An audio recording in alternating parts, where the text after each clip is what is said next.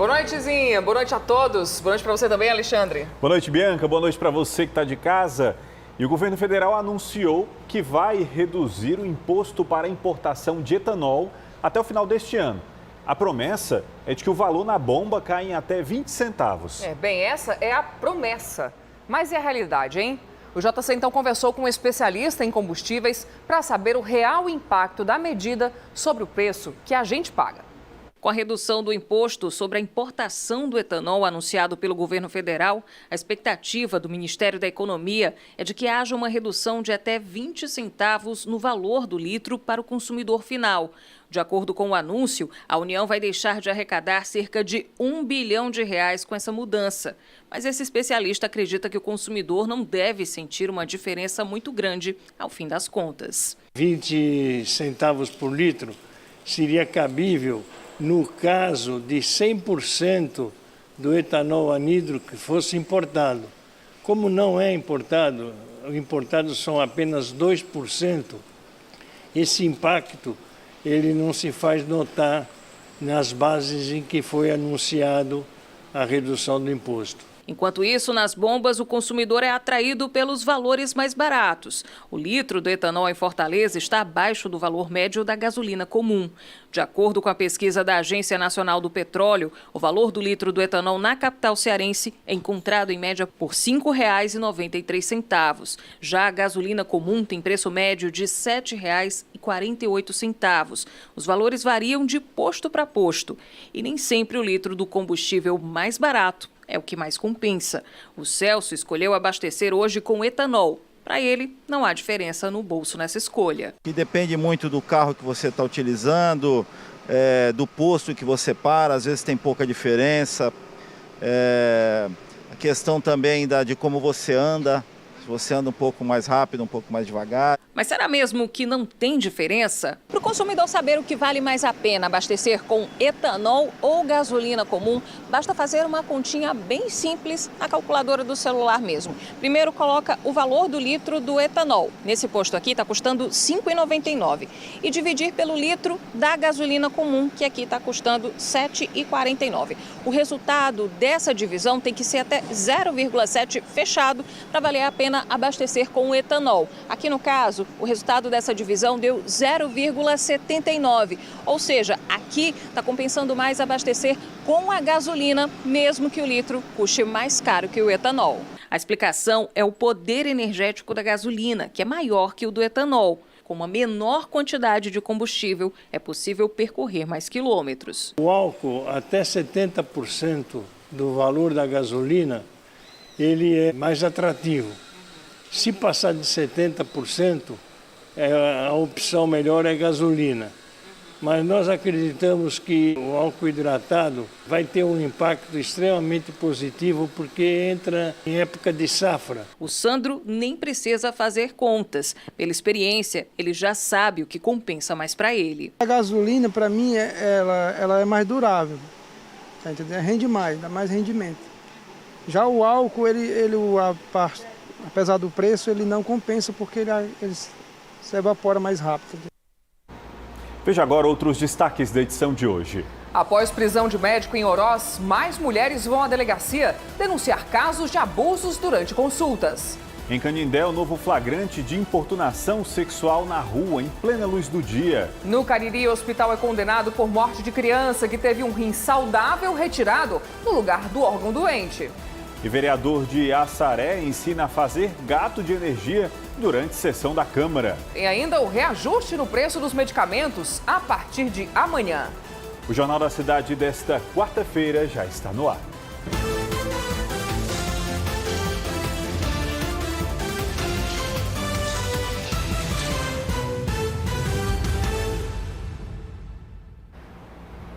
A partir de amanhã, os remédios vão ficar mais caros no Brasil. O governo federal autorizou o reajuste acima dos 10% e os detalhes de mais esse peso no bolso do brasileiro. Quem nos traz ao vivo é a Ana Flávia Bezerra. Boa noite para você, Ana.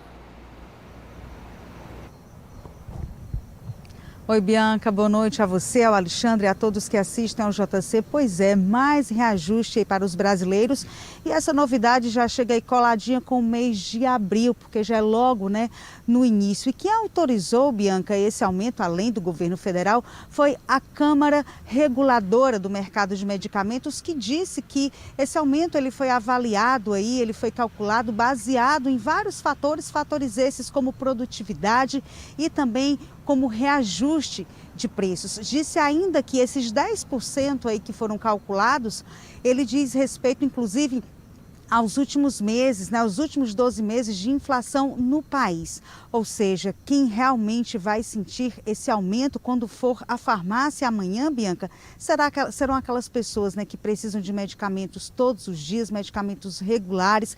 Essas sim, certamente deverão sentir o peso desse reajuste no bolso. Eu volto com vocês. Ok, muito obrigado. E para economizar na feira, o fortalezense pode fazer uma busca de preços e locais mais baratos encontrados pelo Procon no comércio da capital. O QR Code vai ficar aqui durante a reportagem para você ter acesso a essa pesquisa completa. Quem diria que uma das frutas mais baratas da feira um dia pudesse estar entre os vilões da inflação? O quilo do mamão hoje custa R$ 9,00, 817% a mais que em fevereiro do ano passado, quando custava apenas 98 centavos. A pesquisa do Procon também destacou variação alta no preço da cenoura, 334% nos últimos 12 meses. Passou de R$ 2,99 o quilo para R$ 13,00. Na pesquisa por área de Fortaleza, quem está pagando mais caro são os moradores da Regional 6, onde o preço médio total de produtos pesquisados pelo Procon chegou a R$ 758,06. Na Regional 11, o segundo valor mais caro, R$ 727,36, seguido pela Regional 9, com R$ 726,31. A região onde se compra mais barato na capital é a 4. Juntos, os itens custam R$ 600,57. O estudo do Procon de Fortaleza comparou os preços de 61 itens considerados de primeira necessidade entre os meses de fevereiro do ano passado e março desse ano. Em 20 deles, a variação foi superior a 100%. A pesquisa do Procon tem caráter educativo, mas se o consumidor identificar preços abusivos, pode denunciar. É importante que o consumidor avalie o preço do mesmo produto no mesmo supermercado e faça aí esse registro, né, de fotos desses preços desses produtos para poder formalizar essa denúncia. Para não perder os clientes, os mercados menores estão deixando de repassar 100% do reajuste para as prateleiras e ainda assim saem perdendo. As nossas margens a gente tenta segurar o máximo que a gente pode, né, reduzindo e passando para o cliente essa tentativa de segurar a inflação. Fortaleza vai abrir concurso público para professores da rede municipal. A informação foi confirmada hoje pelo prefeito José Sarto e o edital da seleção será publicado após a aprovação dos vereadores. O projeto de lei solicita a criação de 2.000 vagas, o maior dos últimos 30 anos, segundo Sarto. E agora à noite está ocorrendo a inauguração da Estação das Artes, um novo polo cultural instalado no centro de Fortaleza. E a entrega vai contar com um show aberto em homenagem ao cantor e compositor cearense Belchior.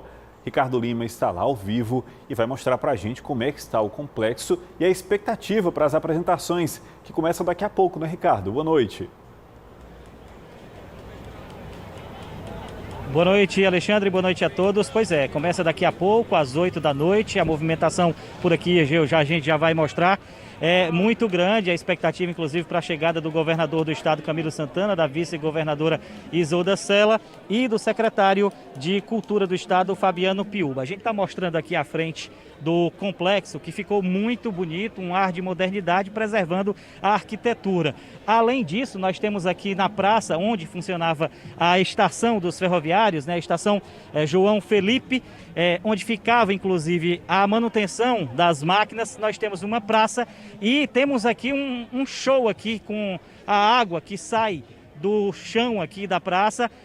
simbolizando a fumaça das Marias Fumaça que ficavam aqui no início de tudo isso. É um complexo enorme, são 67 mil metros quadrados que vai abrigar a Secretaria de Cultura do Estado e vários outros órgãos ligados à cultura do Estado aqui nesse local, que volta a ganhar vida com essa inauguração. Alexandre e Bianca. Além de ser um novo espaço de lazer na nossa cidade. Obrigada, viu, Ricardo, pelas informações. E olha, um vereador da cidade de Assaré, na região do Cariri, afirmou durante a sessão da Câmara que é profissional em fazer gatos de energia e ainda ensinou como praticar esse crime. Hugo Delion, boa noite para você. Olá, boa noite, Bianca, boa noite para todo mundo. Esse caso aconteceu durante sessão ordinária da Câmara Municipal de Assaré, aqui no Cariri. Durante discurso, o vereador José Alves Figueiras, de 61 anos de idade, afirmou ser profissional em fazer gatos, as chamadas ligações clandestinas. Ele ainda utilizou o espaço como parlamentar para ensinar, dar dicas de como as pessoas podem fazer essas ligações clandestinas. A repercussão foi tanta que a Enel, empresa concessionária responsável pela energia elétrica aqui no estado do Ceará, emitiu uma nota, afirmando, sem citar nomes, que em 2021 foi feito um corte de energia por falta de pagamento em uma propriedade na zona rural lá de Assaré, e ainda ressaltou que esse tipo de ligação clandestina é crime. Quem comete pode pagar multa, também ser recluso, ser preso e também ficar sem o fornecimento, claro, de forma regular. Voltamos ao estúdio. Olha o exemplo, né? Obrigada, Hugo. E olha, o homem natural de São Paulo foi preso após se passar por técnico de celulares para roubar placas eletrônicas dos aparelhos. Em posse desse componente, ele tinha acesso a contas bancárias e fazia diversas transações. Apenas uma das vítimas teve um prejuízo de quase R$20 mil.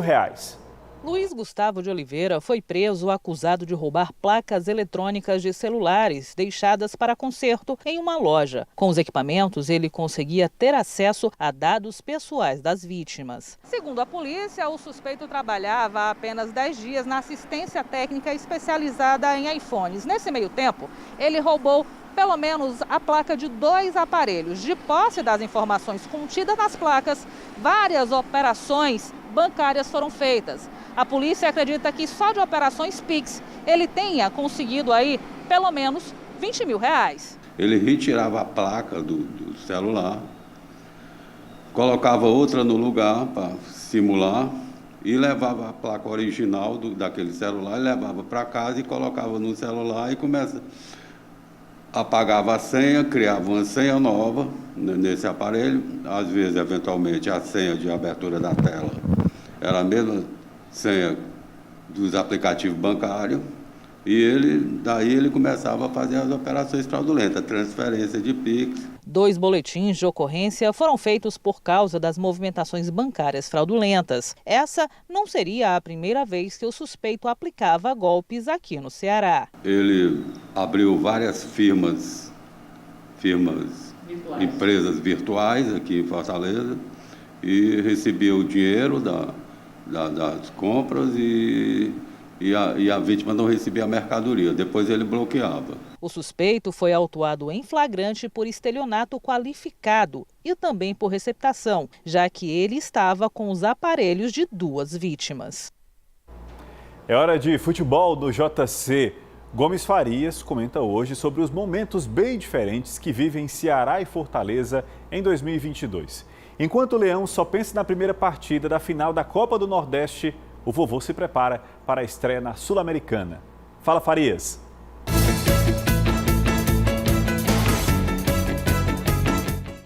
Alô, boa noite. Enquanto o Fortaleza se prepara para disputar mais um título amanhã na Veneza Brasileira contra o Sport, que é a Copa do Nordeste, o Ceará repousa para, na próxima semana, é logo no começo, hein? Dia 5, terça-feira, pegar o Independiente pela Sul-Americana. Bom, o Ceará vai pegar o Independiente, primeiro jogo aqui, depois joga contra um time da Venezuela, que eu não decorei o nome ainda, mas vou decorar, e outro do Paraguai. Então, o Ceará terá que fazer tudo, tá tranquilo, tá descansado, tá com o novo comando técnico, tá com o pagamento em dia, tá com tudo para enfrentar o time do Independiente, que é um grande time, é um dos grandes times da Argentina, o Independiente. Então, o Ceará terá que realmente fazer tudo para ganhar esse primeiro jogo aqui, porque a decisão do Ceará vai ser lá em Buenos Aires contra esse Independiente. Depois ele sai daqui, joga fora contra o representante do Paraguai, representante da Venezuela e termina, parece que o último jogo vai ser exatamente contra o Independiente, já que o primeiro será aqui no dia 5 contra o Independiente. Eu espero que a torcida deixe de zanga, que a torcida faça as pazes com a alegria e no próximo dia 5 lote o Castelão para que o Ceará comece com o pé direito a competição sul-americana. Passem uma boa noite e até amanhã, se Deus quiser.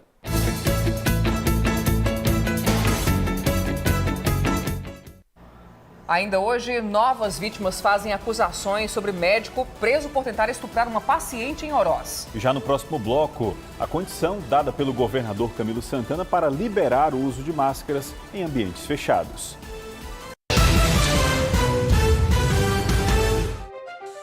Trabalho, empenho, entrega, compromisso.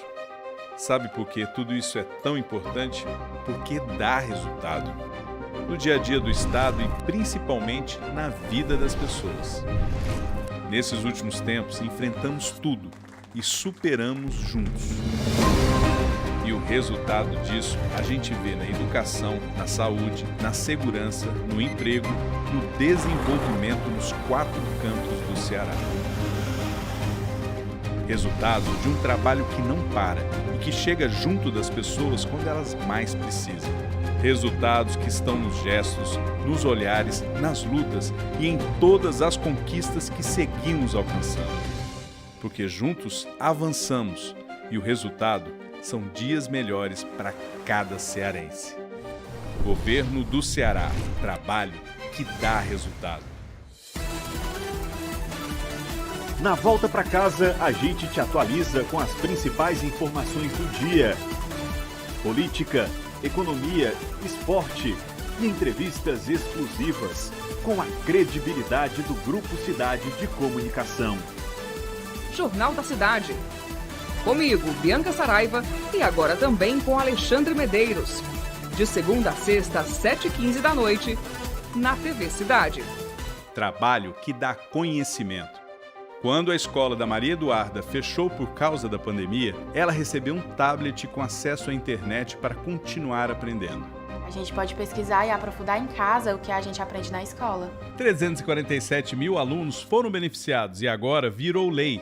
Todo aluno do ensino médio recebe seu tablet, porque a educação é o caminho para um Estado mais justo, humano e desenvolvido. Governo do Ceará, trabalho que dá resultado.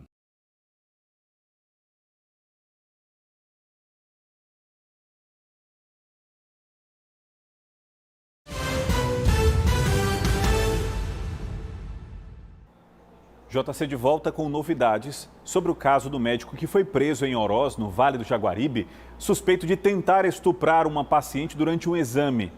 Outras vítimas denunciaram os mesmos abusos e, ao vivo, o Ricardo Lima vai trazer a atualização desse caso, não é isso, Ricardo? É isso, Alexandre.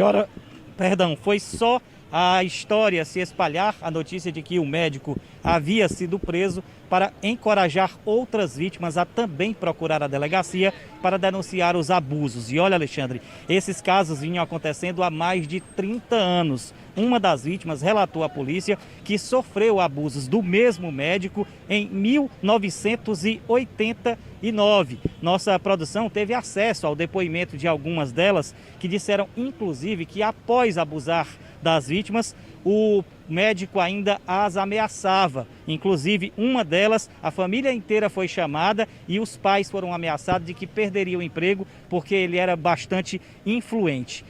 Essa questão da influência, foi inibindo as pessoas que ficaram em silêncio com esse trauma durante muito tempo. Mas agora, depois que uma jovem de 22 anos fugiu do consultório e procurou a delegacia e ele foi preso, as outras vítimas estão comparecendo e a delegacia pede que outras possíveis vítimas também compareçam e prestem depoimento para robustecer o inquérito que tem como objetivo manter preso o médico abusador. Alexandre e Bianca.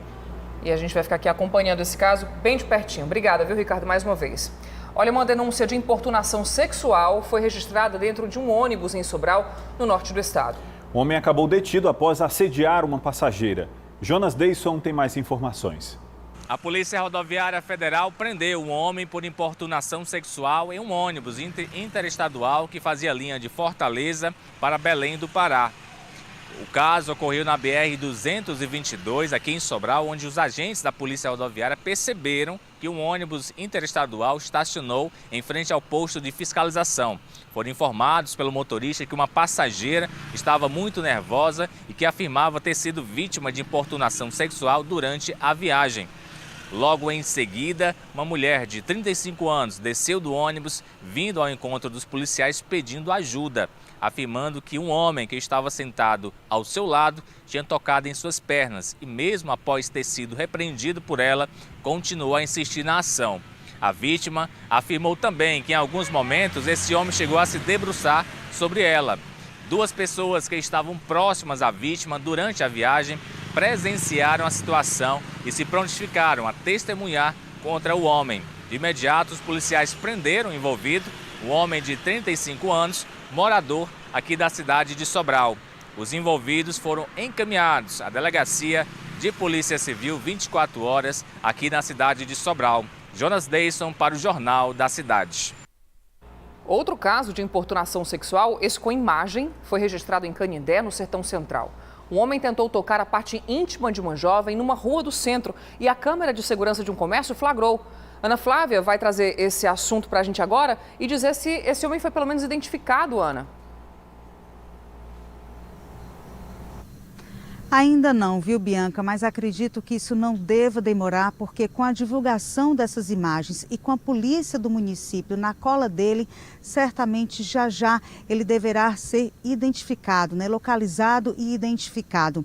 Isso aconteceu, a vítima, né, deste caso foi uma jovem de 21 anos, uma vendedora que trabalha lá no centro comercial de Canindé e tinha acabado de sair do estabelecimento qual trabalha para comprar um lanche. Foi quando ela foi surpreendida por este homem na rua que tentou passar a mão nas partes íntimas dela. Ela foi mais rápida, mas ele ainda conseguiu tocar as coxas dela. Uma outra moça percebeu toda a ação, alarmou, gritou para todo mundo que estava lá no momento e ele saiu correndo, deixando para trás essa vítima apavorada e revoltada com tudo que aconteceu. Mas se você é do município de Canindé e conseguiu reconhecer este homem pelas imagens, você pode fazer uma denúncia anônima lá para a delegacia do município pelo telefone 3343-6813 DDD 85. Esse é o telefone da delegacia do município de Canindé. Eu volto com você, Bianca e Alexandre.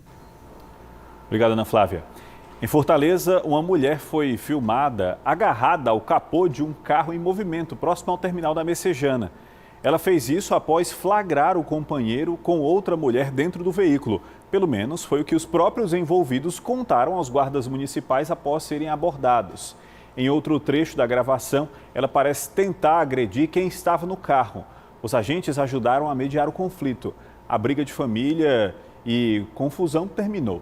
Não foi necessário registrar a ocorrência, segundo a assessoria da Guarda. No próximo bloco tem entrevista exclusiva com o governador Camilo Santana. E ainda, torre eólica pega fogo na região de Canoa Quebrada.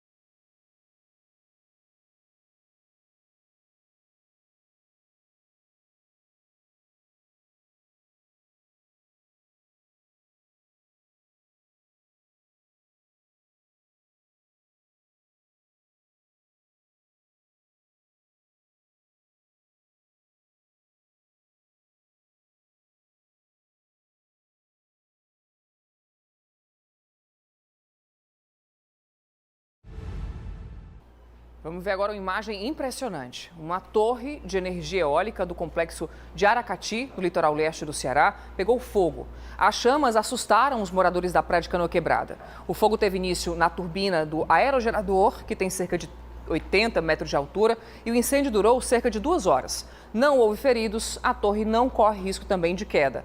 Em nota, a empresa CPFL Renováveis, a quem pertence o equipamento, informou ter identificado o incidente e enviado uma equipe para tomar todas as medidas de segurança.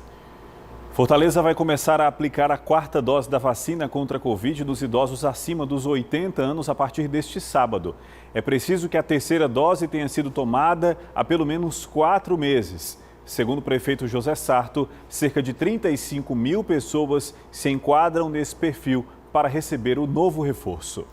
E olha, as máscaras só serão liberadas em ambientes fechados quando o Ceará atingir 70% da população vacinada com a dose de reforço, a 3ª dose. Será que a gente está perto dessa marca? A Ana Flávia traz essa informação para a gente agora e também os outros detalhes da declaração do governador Camilo Santana que foi dada hoje. Diz aí, Ana. Bia, olha, nós estamos abaixo dos 60%. É bem verdade que a gente já caminhou aí um pouco mais que a metade do caminho, mas, segundo o governador Camilo Santana, o uso de máscara só será liberado em ambientes fechados quando nós atingirmos aí a meta dos 70% a 80% de pessoas vacinadas com a 3ª dose contra a Covid-19. Já o uso de máscara já foi liberado, em ambientes abertos desde o último dia 21 deste mês. Então, em praças, em parques, shows, eventos e até mesmo ambientes escolares ao ar livre, já pode aí ficar liberado, já está, na verdade, liberado o uso de máscara. O governador Camilo Santana, em entrevista, disse ainda que agora, na próxima sexta-feira, o Comitê de Enfrentamento à Covid-19 deverá se reunir e decidir, avaliar os novos números e aí, quem sabe, nós teremos mais novidades com relação à liberação do uso de máscaras em locais fechados. Eu volto com vocês. Ok, Ana, obrigado. E o governador Camilo Santana visitou hoje o Grupo Cidade de Comunicação. Faltando poucas horas para deixar o cargo e concorrer ao Senado, Camilo gravou para o JC Entrevistas e fez uma prestação de contas dos 7 anos e 3 meses de gestão. O conteúdo completo está nesse QR Code aqui abaixo. Confira agora um trecho da entrevista.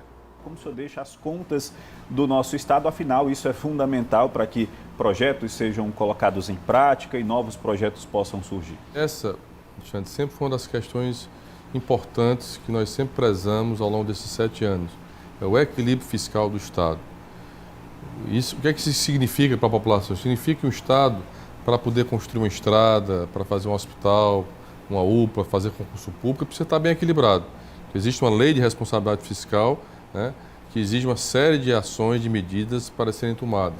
Então, o Estado, ao longo desses 7 anos, é um Estado equilibrado, é considerado um dos Estados mais bem equilibrados do país. A gente sempre coloca equilíbrio fiscal não como fim, mas como meio, repito, para permitir a melhoria da qualidade do serviço da população. Então, o Estado foi o Estado que mais fez investimento público no Brasil ao longo desses 7 anos.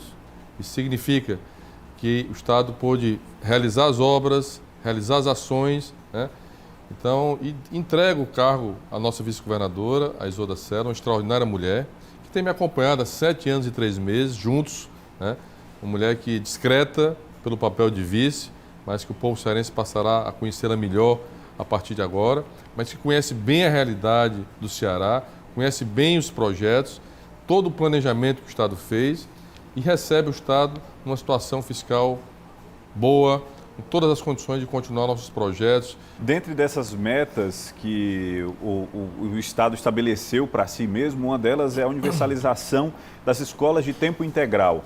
Em que ponto nós estamos nessa universalização? Antes de 2015, antes de eu assumir, nenhuma escola regular do Ceará era tempo integral. Nós tínhamos as escolas profissionalizantes que eram tempo integral. Nós acreditamos que essa é a grande política para a educação que o país devia abraçar. Porque além de você dar oportunidade para o jovem, é uma forma também de proteger. É uma ação também preventiva à violência, à segurança pública, tanto que é um desafio muito grande. Então, eu e a Isolda tínhamos uma meta de chegarmos ao final de 2022 com 50% das nossas escolas regulares de ensino médio, tempo integral. Já chegamos a 60%. Né? Virou lei, inclusive, a política de universalização da escola tempo integral e já planejamos, já deixamos recursos garantidos para que nos próximos 4 anos todas as escolas regulares de ensino médio no estado do Ceará sejam de tempo integral. O que já foi feito e o que ainda precisa ser feito para que a gente possa ter um estado do Ceará mais pacífico, com menos facções criminosas, com menos atuação dessas organizações criminosas que vêm assustando principalmente a população mais pobre? Alexandre, primeiro é importante entender que isso não é só uma situação do Ceará. O Brasil inteiro vive essa problemática da segurança. Eu, desde o primeiro momento, eu sempre defendi e vou continuar defendendo a necessidade de uma política nacional para esse enfrentamento. Até porque, Alexandre, você me perguntava, por que esse problema da violência? Droga, tráfico de droga. Se você pegar a Constituição Federal, o Brasil não produz droga, o Brasil não produz cocaína, por exemplo. Então toda essa droga entra pelas fronteiras do Brasil. E de quem é a responsabilidade para proteger as fronteiras brasileiras? Do governo federal, que não cumpre a sua parte, que não cumpre com êxito a sua missão e fica sob a responsabilidade 99% da segurança pública dos estados brasileiros. Porque o crime ele ultrapassou as fronteiras dos estados. Hoje, um bandido lá do Rio de Janeiro dá um comando no Ceará, dá um comando em Pernambuco, de São Paulo, dá um comando na região norte. Então é preciso ter uma estratégia nacional. Mas aqui, a nível de Ceará, nós não temos medida de esforço. Eu chego até a desafiar um estado que tem investido tanto em segurança pública como tem o estado do Ceará. Nós contratamos, Alexandre, mais de 15 mil homens e mulheres na segurança pública nesses 7 anos. Eu praticamente dobrei o quantitativo dos bombeiros, da Polícia Forense. Agora mesmo fiz concurso público para 3 mil homens da Polícia Militar. Estamos aguardando ser chamado. Nós tínhamos um batalhão do raio em Fortaleza, pequeno. Hoje já são 61 em cidades cearenses. Implementamos um sistema de inteligência, de vídeo monitoramento, com mais de 3.500 câmeras. Hoje, com leitura de placas. O Brasil inteiro tem vindo a olhar esse sistema no Ceará. Agora, sexta-feira, vou inaugurar a primeira etapa do maior e mais moderno centro integrado de segurança pública do Brasil, que fica na Borges de Melo, com a Guanambi. E a relação com o governo federal? Tem sido uma relação republicana, institucional ou tem deixado a desejar? Lamentavelmente, Alexandre, a população cearense sabe o meu estilo. As minhas críticas sempre são críticas construtivas, eu nunca ataco a pessoa, né?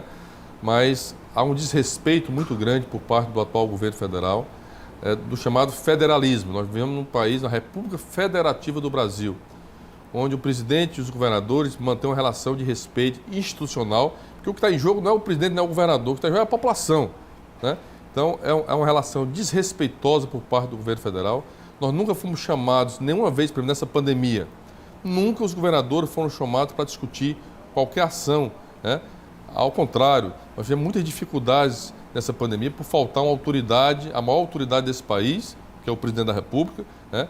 Que negou a pandemia, que inicialmente disse que era uma gripezinha, que vitimou mais de 650 mil pessoas nesse país, que não acreditavam na vacina, né? Então, que mudou 4 vezes o ministro da Saúde. Então, vejam a delicadeza que nós estamos, a relação difícil, desrespeitosa com os estados brasileiros. Eu lamento, porque isso não é postura de um estadista, de um presidente da República, que tem que manter o que a lei e a Constituição diz, né? A relação institucional e federativa com os estados brasileiros.